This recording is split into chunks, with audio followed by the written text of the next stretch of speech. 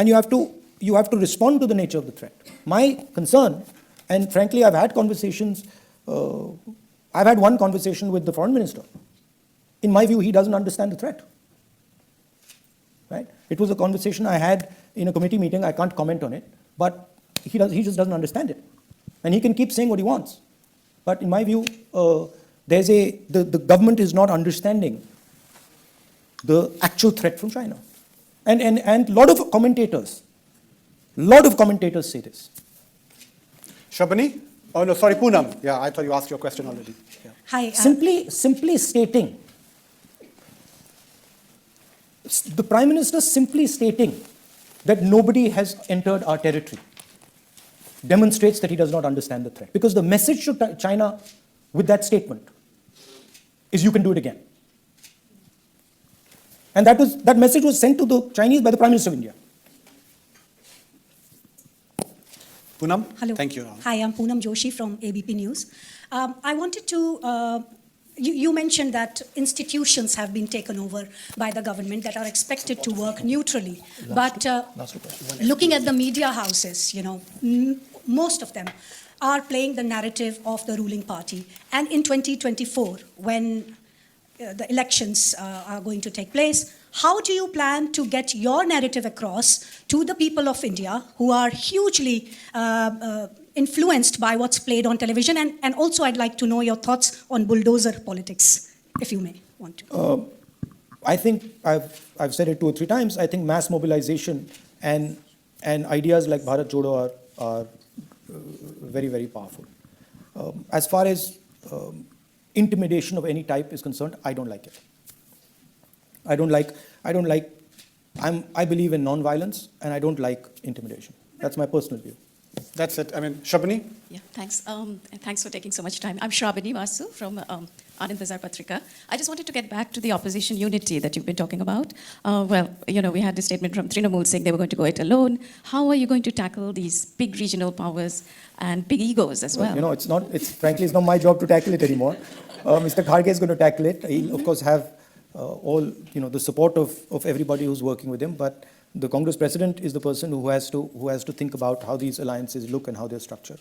I of course have a view, and I will tell him my view, but the actual work is going to be done by the Congress president. Are you confident it'll Naomi, happen? please quickly. Welcome back to London. Naomi Country Times in India. Just a quick question regarding the Hindenburg report on Gautam Adani. George Soros said this will significantly weaken Modi's stranglehold on India's federal government and open the door to push for much-needed institutional reforms. I may be naive, but I expect a democratic revival in India. To which Jaishankar said, Soros is old, rich, opinionated and dangerous, and thinks his views should determine how the entire world works. What's your view on what George Soros said and on what Jaishankar said? I mean, George Soros might have his view. I'm not really interested in that view. I see with my own eyes what's going on in India. And I can see that Mr. Adani has gone from being the 609th richest man to the 2nd richest man in a matter of 3 years. I can see that he's rewarded across the board. I can see he's allowed to dominate industries, in every industry in the country. And that, we don't need Mr. George Soros to tell us that. We can clearly see it's happening. And he's got a very good relationship with the Prime Minister. Munira? Hi, I'm Munira from the Financial Times. Recently, around 5 million tons of lithium was found in Jammu and Kashmir, and there has been talk that the government is going to auction this to the highest private bidder. Obviously, people are very concerned about who it goes to. Sorry. They're concerned about who it goes to. Yes. Yeah. I can predict who it's going to go to if it's auctioned off. It's easy. His name begins with A. What do you think the implications politically, economically, socially will be for Kashmir? I haven't actually looked into the details of this question, but I can tell you that Mr. Adani seems to win every auction he takes part in. He doesn't need any experience to enter business. He gets the 6 most profitable airports in the country, has never worked in the airport business. So I can predict that Mr. Adani will probably get that lithium as well. Okay. Yeah. Khadija? Last one? From BBC, I think. Hi. Last question. I just wanted to ask you before 2024 election, what is the message to Indian Muslims, especially after your Bharat Jodo Yatra, the kind of story that you must have heard. Is there a message for them?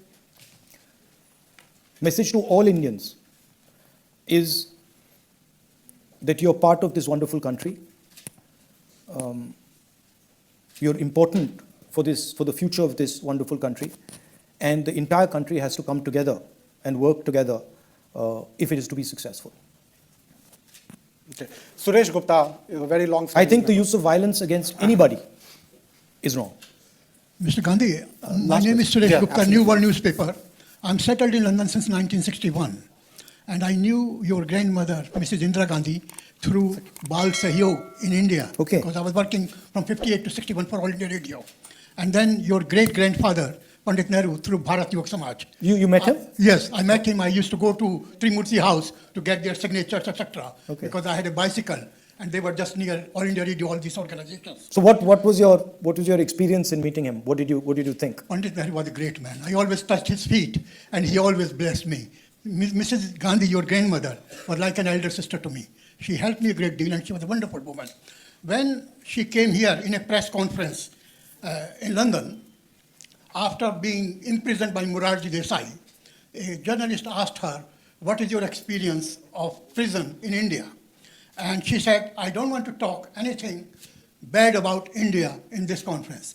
Now you are being constantly attacked in the Indian media for your Cambridge lecture. I hope that you will take some lesson from what Mrs. Indira Gandhi said, because I am your well-wisher, and I like to see you become Prime Minister of What's India your one day." question? There is no So- question. So my question What's your is... question? Yeah, my There is no question question. is... Please ask your question, otherwise... Yeah. In 9 years that BJP has been in power, in your opinion, has Modi done anything good for India at all? Look, I answered this question a few days ago. I think the RSS and the BJP are attacking the foundation of our country, attacking the democratic institutional structure of our country. I'm sure there are one or two policies which I would agree with. But I mean, we don't really need to get into it, I've said it, but that's not really the point. The point is that, in my view, they are attacking the foundation of our country. And that eclipses any policy, any good policy that they do, right?